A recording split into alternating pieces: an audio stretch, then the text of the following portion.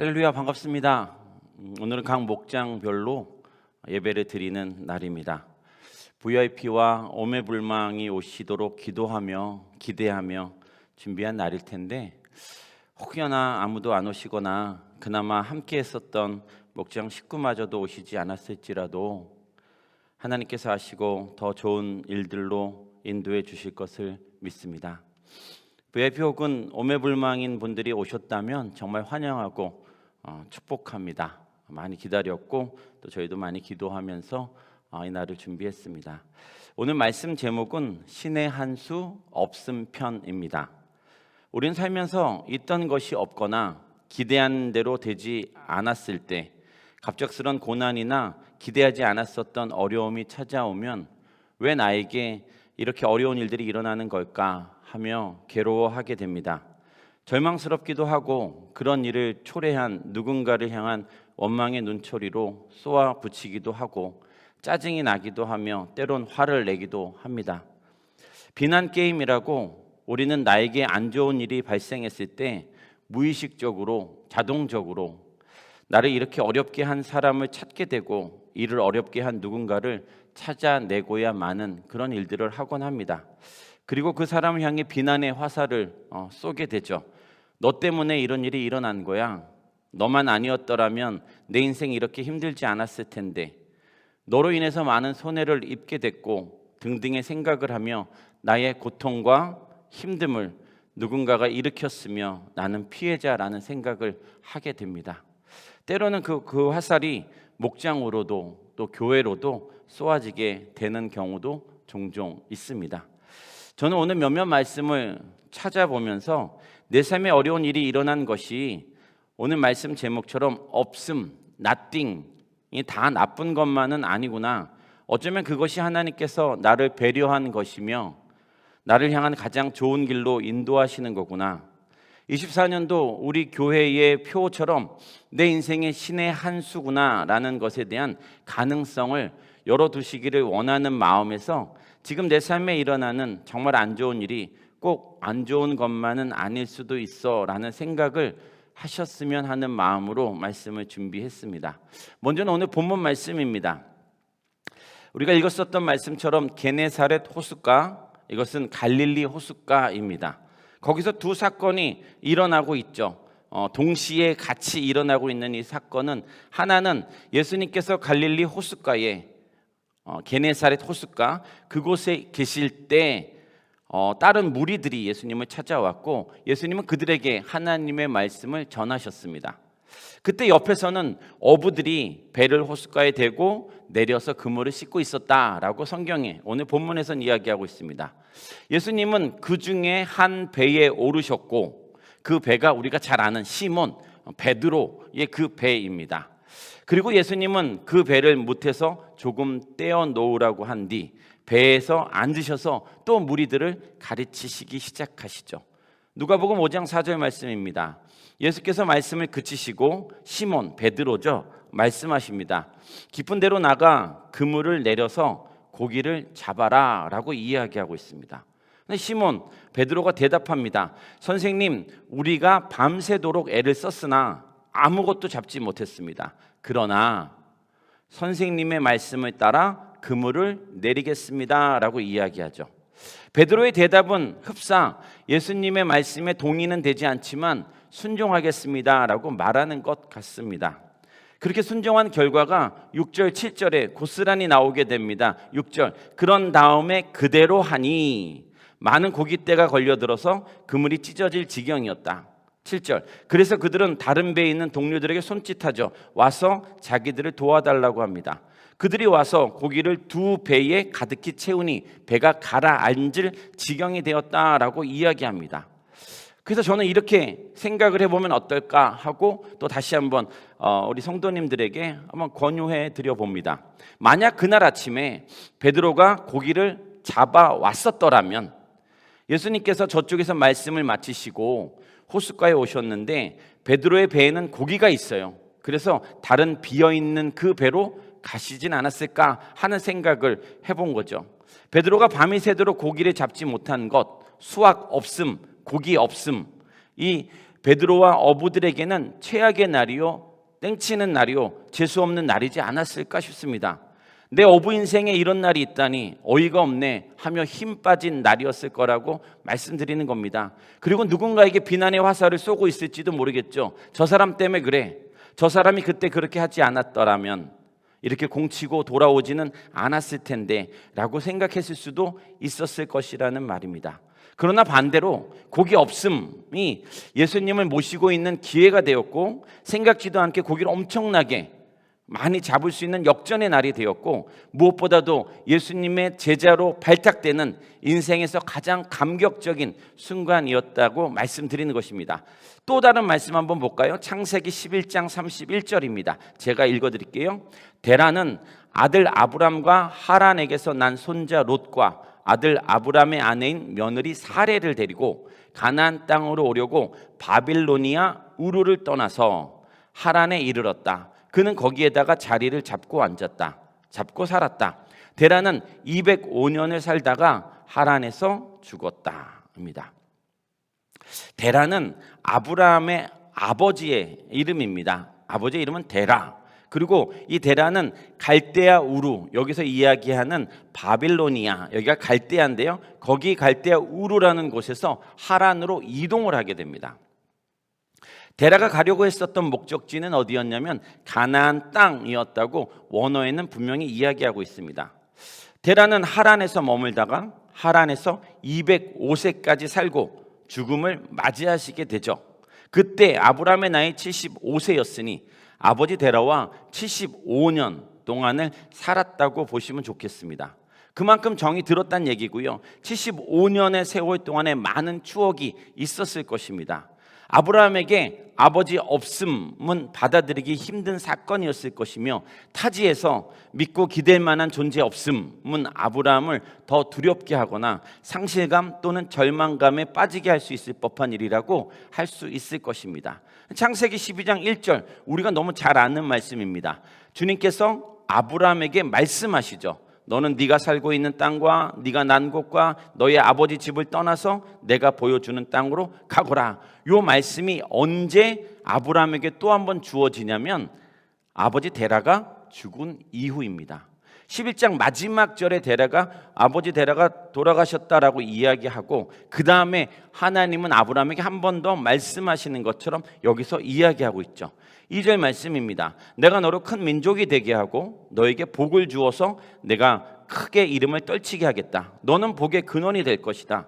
너를 축복하는 사람에게는 내가 복을 베풀고 너를 저주하는 사람에게는 내가 저주를 내릴 것이다.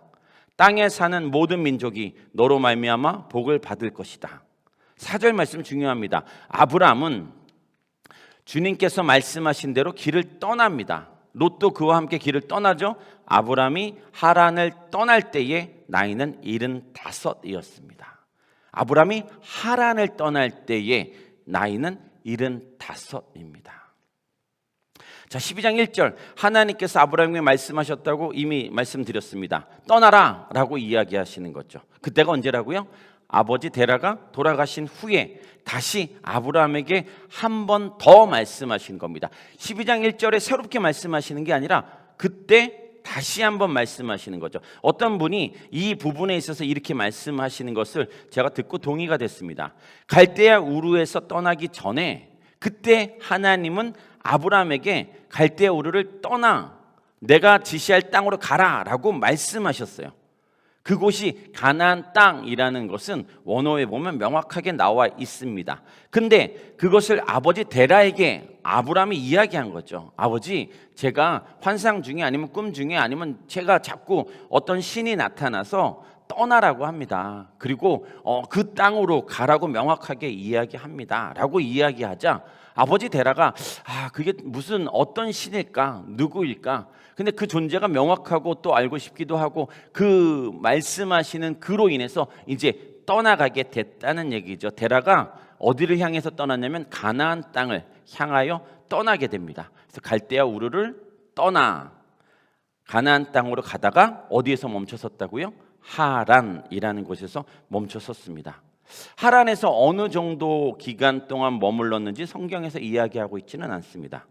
아버지 데라는 꽤 오랜 시간 가야 할 가나안 땅으로 가지 않고 하란에 머물고만 있습니다. 이 데라의 이름의 뜻은 이주하다라는 것도 있지만 체류하다라는 뜻도 동일하게 가지고 있습니다. 그러니까 아버지 데라는 이주했죠. 그리고 머물렀습니다. 체류했습니다. 거기에 지체하고 있는 거죠. 그러다 하란에서 죽음을 맞이하게 됩니다. 그리고 하나님은 다시 아브라함에게 명령하십니다. 떠나라. 복의 근원이 되게 해주겠다. 큰 민족을 이루겠다. 그런 말씀을 하시면서 다시 떠나라고 이야기합니다. 창세기 12장 4절, 아브라함은 주님께서 말씀하신 대로 길을 떠났다. 롯도 그와 함께 길을 떠났고 아브라함이 하란을 떠날 때에 나이는 75이었다라고 이야기하고 있습니다. 알지 못하는 신이 나타나서는 떠나라고 했고 그걸 아버지에게 이야기했으며 아버지 데라도 알지 못하는 신에 의해 떠나게 됐습니다. 그러나 가야 할 땅으로 가지 않고 중도 하차 거기서 머물게 됩니다. 하란에서 이미 오랜 시간을 거기서 그렇게 보내버린 상태였습니다.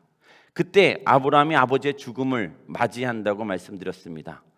그리고 비로소 아브라함은 아버지 데라가 죽은 후에 돌아가신 후에 하란이라는 땅에서 벗어나서 하나님께서 가라고 하시는 땅으로 가게 되죠.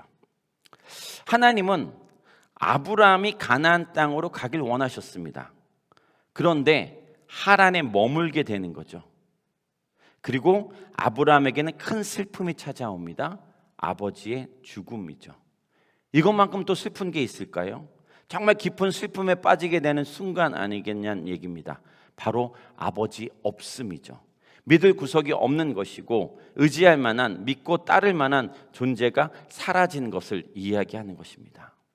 그러나 성경에서는 아버지의 죽음 이후, 아버지 없음 이후에 아브라함이 가야 할 곳을 가게 됐다고 이야기하고 있습니다. 어쩌면 말입니다. 아브라함에게 있어서 아버지의 없음 그리고 아버지의 죽음은 정말 슬픈 일이고 절망스러운 일이겠지만 아버지 데라가 죽은 후 비로소 아들 아브라함은 하나님의 인도하심을 온전히 받게 되는 것을 보았을 때 아브라함에게는 아버지의 죽음, 아버지의 없음은 슬프기만 한 것으로 끝나지 않다는 것을 말씀드리고 싶은 겁니다. 그 다음 아브라함은 하나님이 누구신지 명확하게 알게 됐고요. 아브라함에게 자녀가 생기게 됐고요. 그 아들을 통해서 큰 민족을 이루게 되며 이스라엘이라는 나라가 탄생하게 됩니다. 그게 언제예요?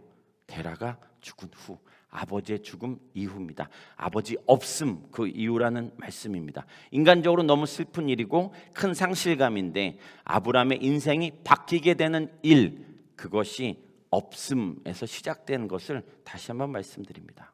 우리가 잘 아는 말씀 하나 더 보겠습니다. 요한복음 2장 1절에서 3절입니다.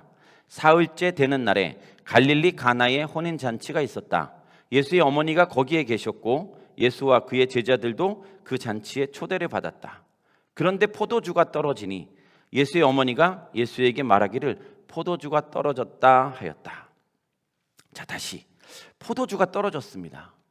혼인잔치에 있어서는 안 될 일이 벌어진 거죠.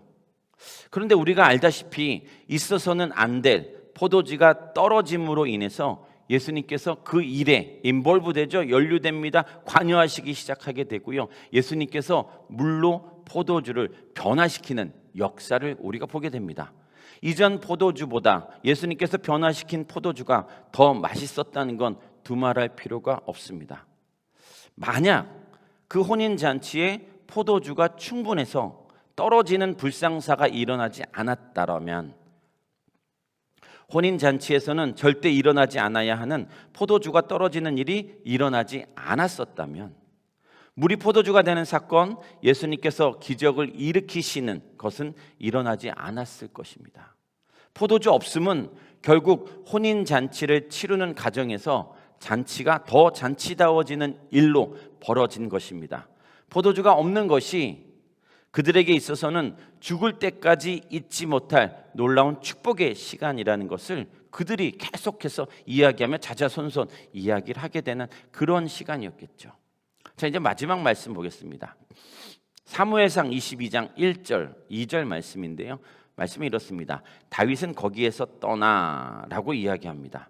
근데 어디에서 떠나냐면 그냥 그곳에서 떠났는데 이게 시편 57편 말씀에 보면 사울이라는 사울 왕이 계속해서 다윗을 죽이려고 쫓아다니는데 거기 피해서 아둘람 굴속으로 몸을 피하였다라고 이야기합니다. 그러자 형들과 온 집안이 그 소식을 듣고 그곳으로 내려가 그에게 다윗에게 이르릅니다. 그들뿐만이 아니라 압제를 받는 사람들과 빚에 시달리는 사람들과 원통하고 억울한 일을 당한 사람들도 모두 다윗의 주변으로 몰려들었다. 이렇게 해서 다윗은 그들의 우두머리가 되었는데 400여 명이나 되는 사람들이 그를 따랐다. 이렇게 이야기하고 있습니다. 말씀드린 대로 다윗이 사울을 피하여 굴에 있던 때 그 굴이 바로 아둘람 굴이고 이건 시편 57편에 또 그 다윗이 그 상황에 대해서 노래하고 있는 모습을 보게 됩니다. 우리가 이 시편 57편 이 부제의 힌트를 얻게 되고요. 다윗이 얼마나 절박한 상황이었는지를 우리는 조금이나마 이해할 수 있게 됩니다. 그때 다윗이 피한 곳은 어디냐면 아둘람 굴입니다. 그 굴 속으로 몸을 피했다라고 이야기하고 있고요. 그런데 다윗의 형들이 왔고요. 온 집안이 왔고요. 그들뿐만 아니라 압제를 받는 사람들, 빚에 시달리는 사람들, 원통하고 억울한 일을 당한 사람들이 다윗의 주변에 몰려들었다고 이야기하면서 그들의 수가 400여 명이나 됐습니다 라고 이야기하고 있습니다. 우리가 말씀을 쭉 보다 보면 다윗의 형들은 다윗에게 그렇게 호의적이었던 사람들이 아니었습니다.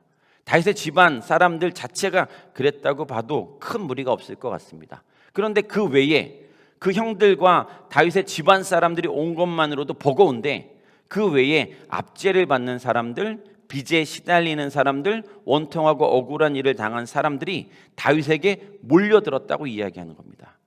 근데 그때 상황이 어떤 상황이었어요? 다윗이 자신을 죽이려고 혈안이 되어 있는 사울 왕을 피해서 숨었을 때라고 이야기하고 있습니다. 다윗 주변에 모인 사람 중에 다윗에게 도움을 줄 만한 사람은 없었습니다. 압제를 받고 빚에 시달리고 억울한 일을 당한 사람들만 모였다고 성경에서는 이야기하고 있기 때문입니다. 없음, nothing입니다.